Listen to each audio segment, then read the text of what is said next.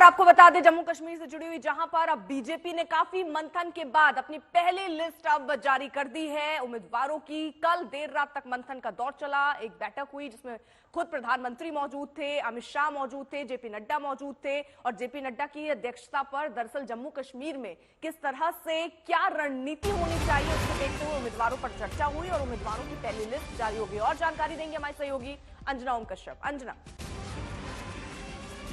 बिल्कुल अर्पिता, बड़ी खबर हम अपने दर्शकों को बता रहे हैं। जम्मू कश्मीर में अभी तक भारतीय जनता पार्टी ने 15 उम्मीदवारों की सूची जारी की और दिलचस्प अगर आप देखें पूरी लिस्ट को, बीजेपी ने अब ये नई प्रथा शुरू की है कि अपनी लिस्ट में जब भी वो किसी महिला को उम्मीदवार बनाते हैं तो उसे हाईलाइट करके बोल्ड करके लेटर्स लिखते हैं।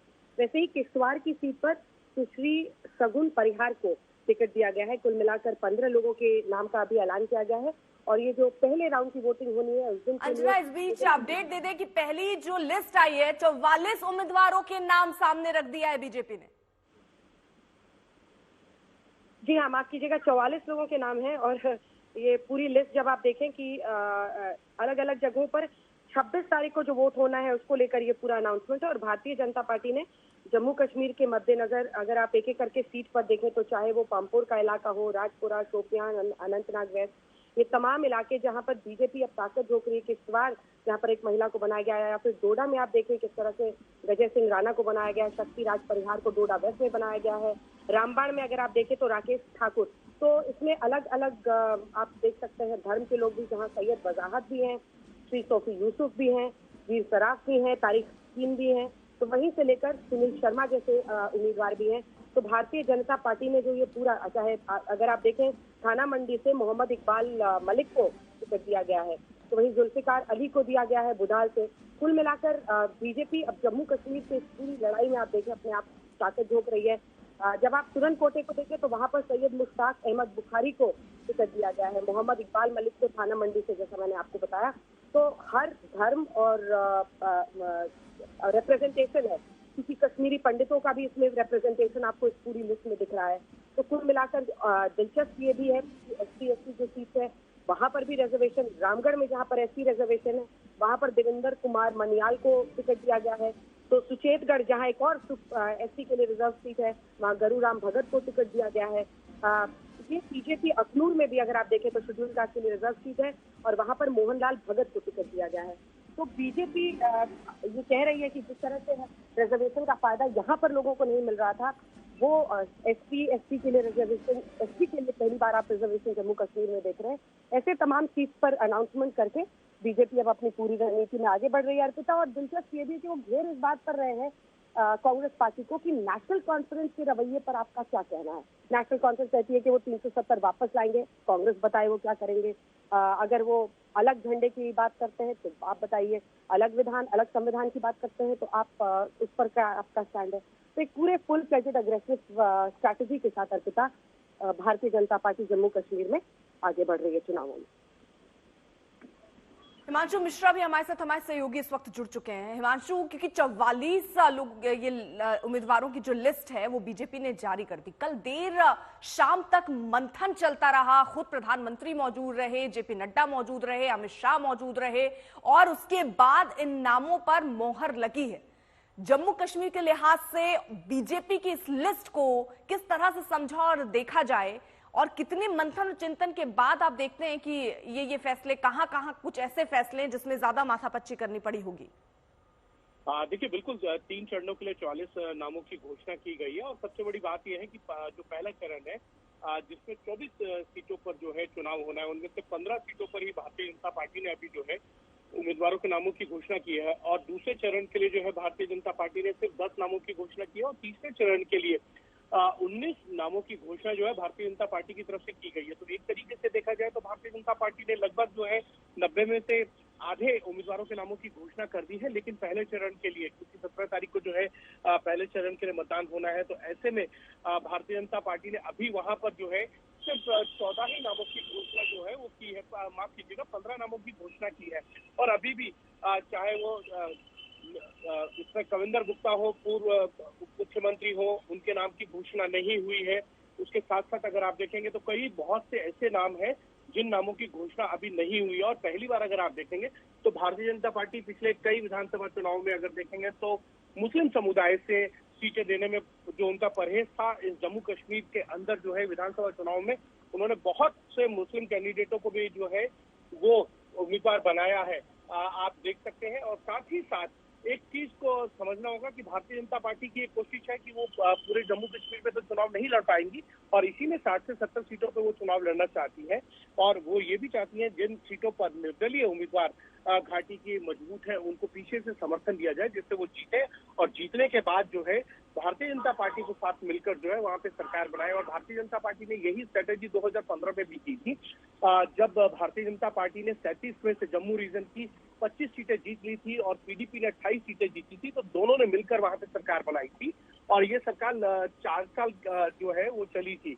उसके बाद भारतीय जनता पार्टी ने अपना समर्थन ले लिया था, उनको इस तरीके का आभास हो गया था कि लोकसभा चुनाव में इसका नुकसान हो सकता है पीडीपी के साथ अगर उन्होंने सरकार चलाई ज्यादा दिन, क्योंकि पीडीपी का स्टैंड बहुत क्लियर था, 370 को नहीं हटाया जाएगा।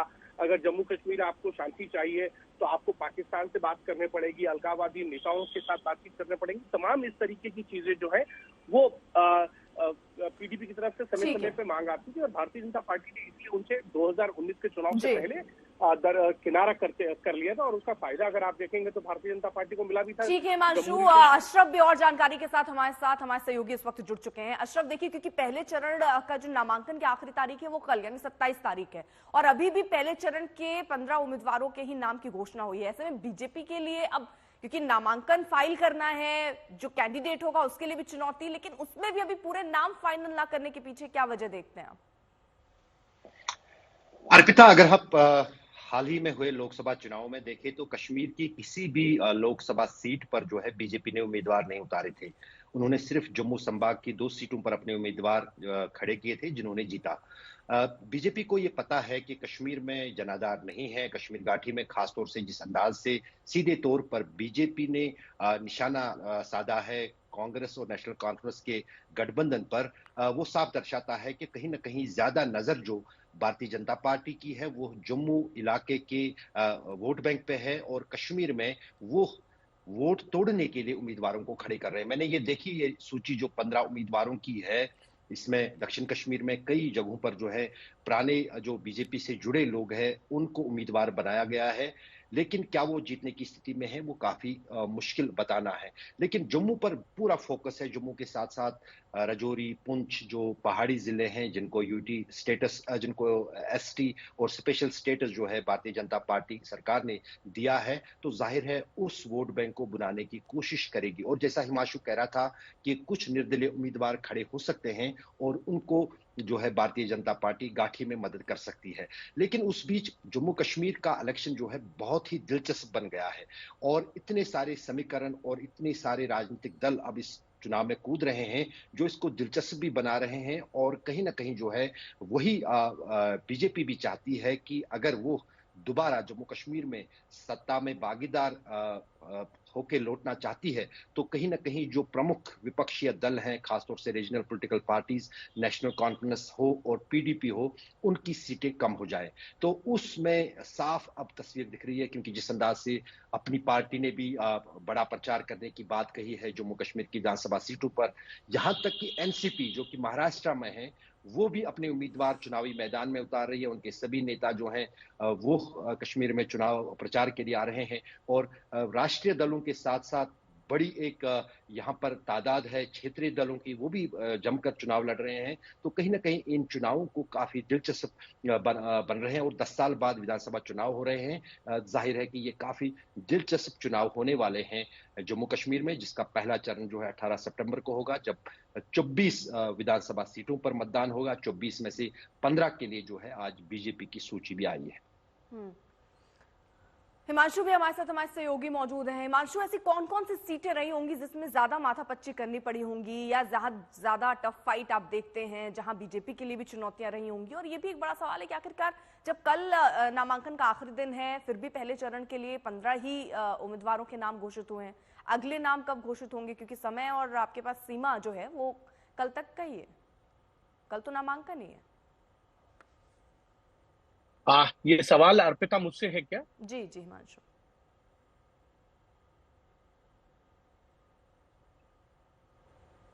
अर्पिता, ये सवाल मुझसे है। जी हिमांशु, आवाज आ रही है, आपसे ही सवाल है।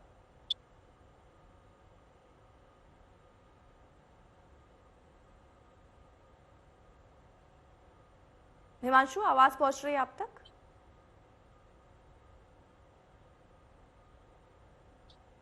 जी, देखिए अर्पिता, क्योंकि भारतीय जनता पार्टी ने कल लगभग जो है 3.5 घंटे की मशक्कत की और उसके बाद इन 44 नामों को तो फाइनल किया गया। कल देर शाम जो हमारे सूत्रों से बात हुई थी उसमें लगभग 55 नामों पर जो है वो सहमति बन गई थी। और ये माना जा सकता है कि आज देर शाम तक जो है वो दूसरी सूची भी आ जाएगी और उन उम्मीदवारों को जिनके नाम की घोषणा भारतीय जनता पार्टी की तरफ से की जाएगी उनको टेलीफोनिक जानकारी जो है वो दे दी जाएगी। और मुझे लगता है कि अब से कुछ देर, यानी कि मान के चला जा सकता है 3 से 4 बजे तक जो है दूसरी सूची भी आएगी, जिसपे क्योंकि पहले चरण के लिए जो चुनाव होना है उसमें अभी 10 से सीटों पर जो है अभी उम्मीदवारों के नामों की घोषणा बाकी है। तो कहीं ना कहीं भारतीय जनता पार्टी की ये कोशिश रहेगी कि जल्द से जल्द आज देर शाम तक जो है वो पहली सूची के लिए जो नामों की घोषणा वो कर दी जाए और बाकी दूसरे और तीसरे चरण के लिए भारतीय जनता पार्टी ज्यादा से ज्यादा नामों की घोषणा करना चाहती है, क्योंकि भारतीय जनता पार्टी के पास एक चीज तो सही है कि कश्मीर घाटी के अंदर जो है उनका संगठन उतना मजबूत नहीं है। इसका परिचय जो है आपको देखने को तब भी मिला था जब 2024 के लोकसभा चुनाव में भारतीय जनता पार्टी ने घाटी की तीनों सीटों पर चुनाव नहीं लड़ा था। लेकिन अब भारतीय जनता पार्टी ने, अगर आप पिछले कुछ समय से देखेंगे तो भारतीय जनता पार्टी ने जो है वो कुछ, चाहे वो पीडीपी के नेता हो या ठीक है हिमांशु, रोक रही हूं मैं। देखिए इस बीच जानकारी है कि बीजेपी ने निर्मल सिंह को टिकट नहीं दिया है, ये बड़ी जानकारी सामने आई है। हिमांशु, वजह इसकी? देखिए, निर्मल सिंह को भी नहीं टिकट दिया और कविंदर गुप्ता को भी टिकट नहीं दिया और अभी रविंद्र रैना जो भारतीय जनता पार्टी के वहां के अध्यक्ष भी हैं और विधायक भी हैं, उनके भी नाम की अभी घोषणा नहीं हुई है। तो ये मान के चला जा सकता है, जैसे मैंने पहले भी बताया था, कि परिसीमन के बाद जो है बहुत सी सीटों के जो समीकरण है वो बदले हैं और उसमें बहुत बड़े बड़े नेताओं की सीटों के परिसीमन में सीट खत्म होने के बाद जो है पार्टी ये डिसाइड करने में लगी हुई है कि उन नेताओं की जगह नए चेहरों को उतारा जाए और जो चुनाव जीत सकते हैं। इसी में कविंदर गुप्ता हो या फिर निर्मल सिंह, दोनों उप मुख्यमंत्री हैं, दोनों के नामों की घोषणा भी नहीं हुई है। रविंद्र रैना जो भारतीय जनता पार्टी के प्रदेश अध्यक्ष है, विधायक है, उनके नाम की भी घोषणा भी नहीं हुई है। अशरफ, जो बड़े बड़े नाम हैं जिन पर संभावना सबसे पहले गहरा रही थी कि हो सकता है इनको आगे रखा जाए, उनको अभी तक उनके नाम का ऐलान या उम्मीदवार उनको ना बनाना, ये कैसी स्ट्रैटेजी बीजेपी की दिखाती है? क्योंकि हम अगर एक तुलनात्मक ढंग पे, तुलना नहीं हो सकती बट फिर भी यूपी में जिस तरह अखिलेश यादव ने बहुत सोच समझ के हर जगह की इक्वेशन समझकर अपने जो कैंडिडेट उनको उतारा था, क्या ऐसी स्ट्रैटेजी अब बीजेपी कश्मीर और जम्मू के लिए भी अपनाती हुई नजर आ रही है कि यहां पर भी जो जिताऊ कैंडिडेट हो, भले वो नामी हो या ना हो, लेकिन उससे उतारिए मैदान में? बिल्कुल, इसके लिए बीजेपी जानी भी जाती है। जो भी चुनाव भारतीय जनता पार्टी लड़ती है, चाहे वो म्युनिसिपैलिटी का चुनाव हो, चाहे फिर वो विधानसभा चुनाव हो या लोकसभा चुनाव हो, उनकी तैयारी और उनका जो तरीका ये चुनाव लड़ने का है, एग्रेसिवली लड़ते हैं। तो कहीं ना कहीं वही कोशिश है, ये एक ख्वाब है भारतीय जनता पार्टी के लिए, जम्मू कश्मीर में सत्ता में लौटना। और अर्पिता, दूसरी महत्वपूर्ण बात है, देश में सबसे बड़ा फैसला जो है भारतीय जनता पार्टी की सरकार ने जम्मू कश्मीर को लेकर लिया था, जिसमें अनुच्छेद 370 हटाया गया था, जम्मू कश्मीर का बंटवारा हुआ था। लेकिन बड़े नाम उम्मीदवार के तौर पर अभी बीजेपी की इस लिस्ट में नहीं है। नजर रहेगी क्या शाम तक कुछ और जो लिस्ट जारी होगी उसमें, अगर क्या बड़े नाम उसमें उम्मीदवार के हो सकते हैं, ये भी देखना होगा।